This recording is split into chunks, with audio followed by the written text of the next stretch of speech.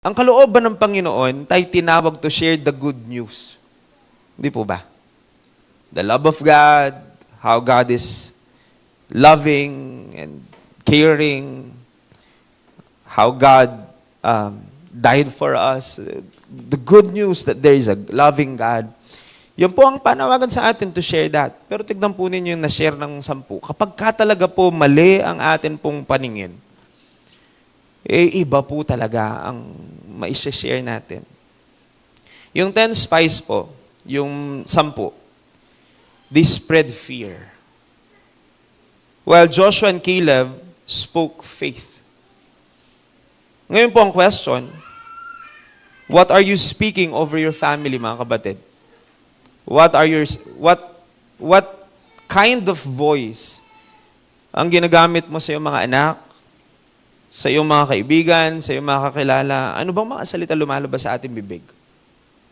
Ito po ba'y pinanggagalingan o pinagmumulan o pagmumulan ng lalo pang malakas na pananalig sa mga makakarinig sa iyo? O magdudulot ka ng takot at pangamba sa mga makakarinig sa iyo?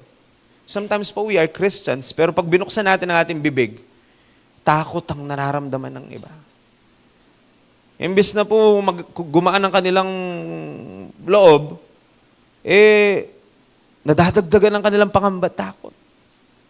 Pero pong sabihan na kaya kamasa kaya imbis na sabihan mong manalangin ka mo, yung ginuyang magpagaling. Kaya sabihan mo, makanyita si Pimbale, may sakiyakin niya. Di po ba may mga ganon? Palmita si Pimbale, sabi na may sakiyakin. Kaya pala yan, may pasyakap.